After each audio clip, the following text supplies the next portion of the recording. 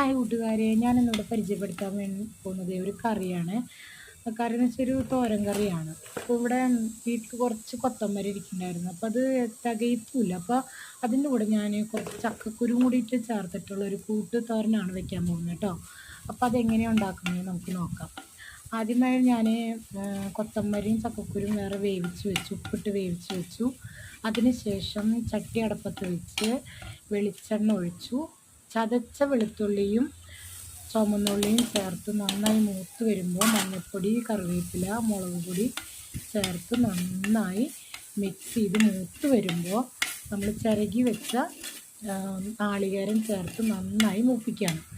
അത് മൂത്ത് വരുമ്പോൾ നമ്മൾ കൂട്ടുകറിയായിട്ട് നമ്മളിവിടെ വേവിച്ച് വെച്ചിരിക്കുന്ന കൊത്തമരയും ചക്കക്കുരും ചേർത്ത് നന്നായി ഇളക്കി കൊടുത്ത് അതിലുള്ള വെള്ളത്തിൻ്റെ അംശം വറ്റുന്നത് വരെ ചെറിയ തീയിൽ നമ്മളതിനെ മിക്സ് ചെയ്ത് ഇളക്കി കൊടുത്തുകൊണ്ടിരിക്കുക.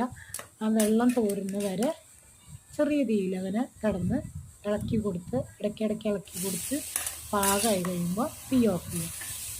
ഇത് നല്ല ടേസ്റ്റാണ് കേട്ടോ. ചക്കക്കുരും കൊത്തമരയും തമ്മിലുള്ള കോമ്പിനേഷൻ നല്ലതാണ്, നല്ല ടേസ്റ്റ് ഉണ്ടായിരുന്നു. അപ്പം ഇത് ഇങ്ങനെ വെച്ചിട്ടില്ലാത്തവർ ഒന്ന് വെച്ച് നോക്കാം കേട്ടോ, നല്ല ടേസ്റ്റ് ഉണ്ട്.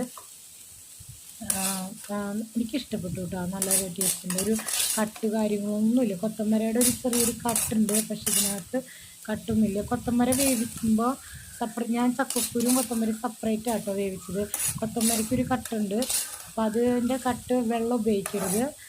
വേവിച്ചിട്ട് നമ്മൾ കൊത്തമര മാത്രം എടുക്കാവൂ, വെള്ളം ഊറ്റിക്കളയണം കേട്ടോ.